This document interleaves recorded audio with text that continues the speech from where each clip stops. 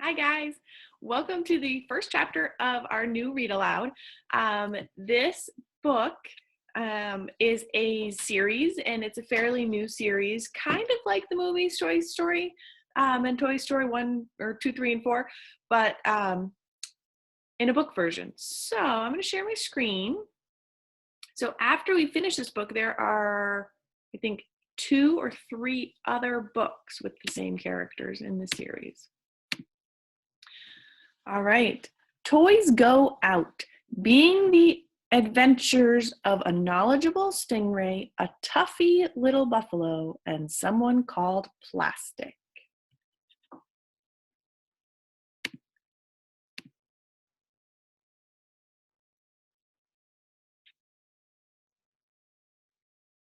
Chapter 1. Maybe.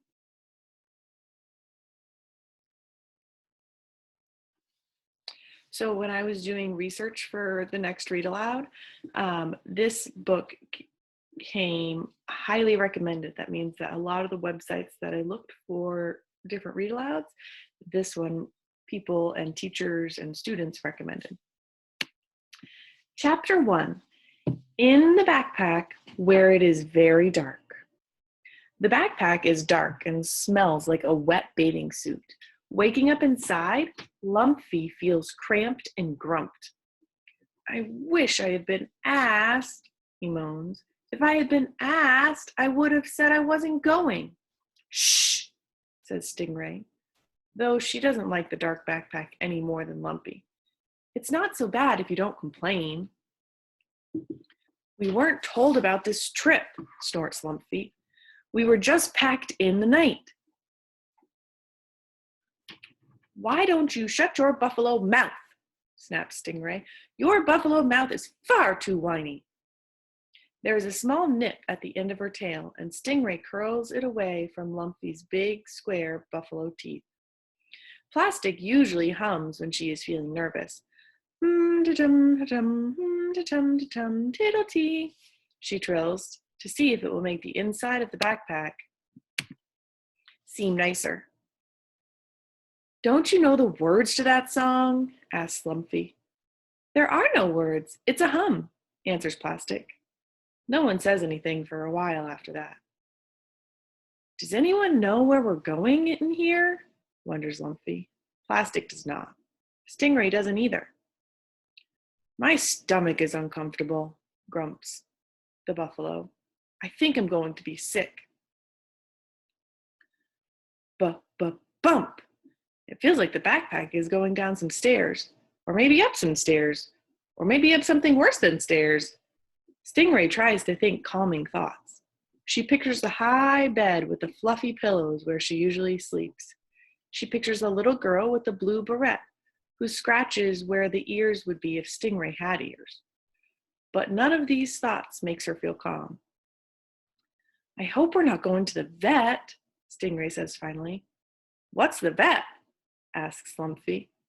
The vet is a big human dressed in a white coat who puts animals in a contraption made from rubber bands in order to see what's wrong with them, answers Stingray, who sometimes says she knows things when she doesn't.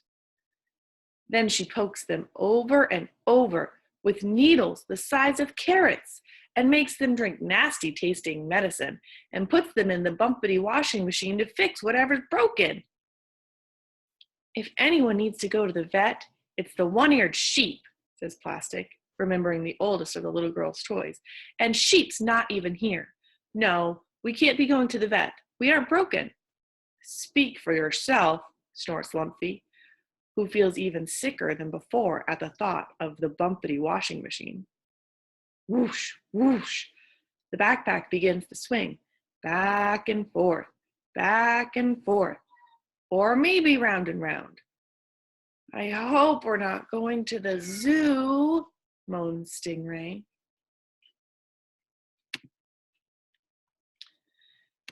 They'll put us in cages with no one to talk to, each one in a separate cage, and we'll have to whoosh back and forth all day and do tricks on giant swings with people throwing quarters at our faces and teasing.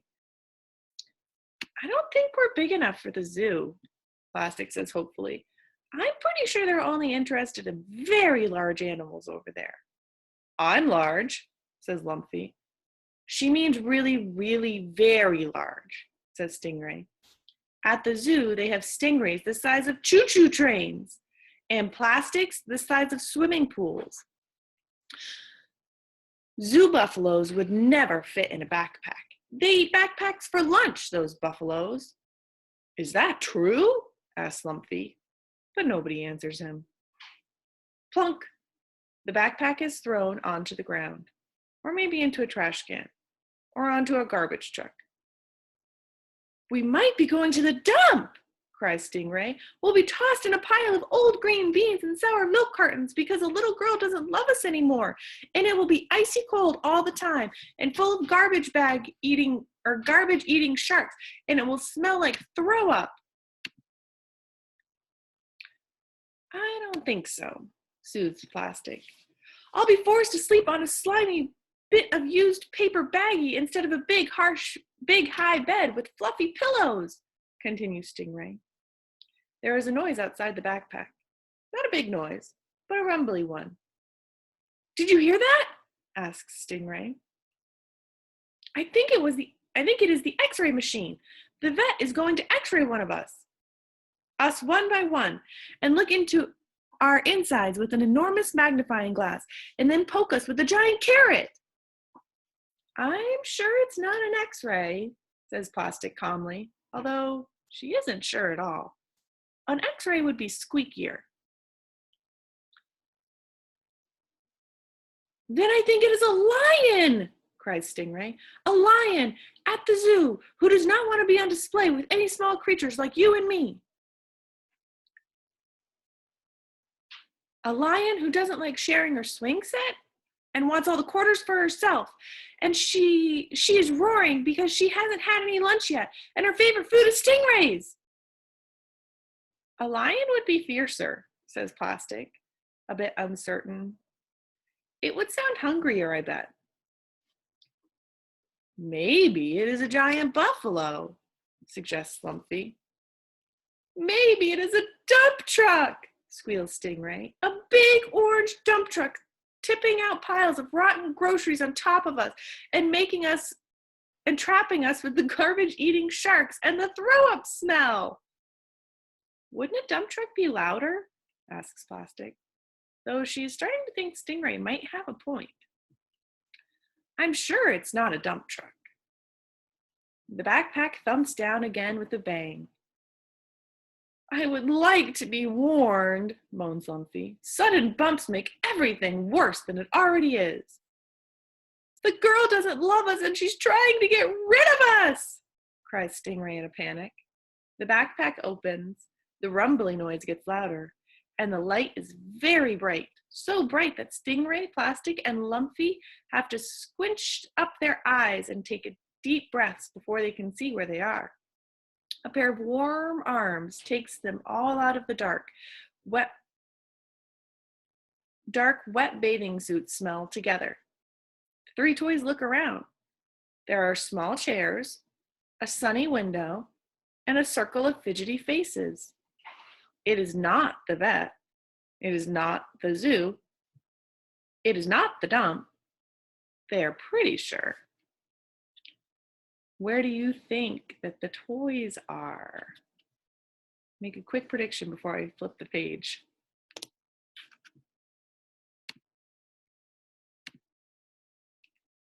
But where is it? The rumbling noise surges up. A grown-up asks everyone to please be quiet now. And then comes a familiar voice. These are my best friends, says the little girl who owns the backpack and sleeps in the high bed with the fluffy pillows. My best friends in the world. That's why I brought them to show and tell. Welcome, says the teacher. Sticky, unfamiliar fingers pat Lumpy's head and Stingray's plush tail. Plastic is held up for all to admire. We are here to be shown and told, she whispers to Stingray and Lumpy, feeling quite bouncy as she looks around at the schoolroom. not to be thrown away or put under the X-ray machine. The teacher says Lumpy looks a lot like a real buffalo. Lumpy wonders what the teacher means by real, but he is too happy to worry much about it. We're special, whispers Stingray. We're her best friends. I knew it would be something nice, says Plastic. Funny, but the ride home is not so uncomfortable. The smell is still there, but the backpack seems rather cozy. Plastic has herself a nap. Stingray isn't worried about vets and zoos and garbage dumps anymore. She curls herself into a ball by Lumpy's buffalo stomach. The little girl loves us, she tells him. I knew it all along, really. I just didn't want to say. Lumpy licks Stingray's head once and settles down to wait. When he knows where he is going, traveling isn't so bad. And right now, he is going home. So that's the end of chapter 1. We will read chapter 2 next time. Bye, guys.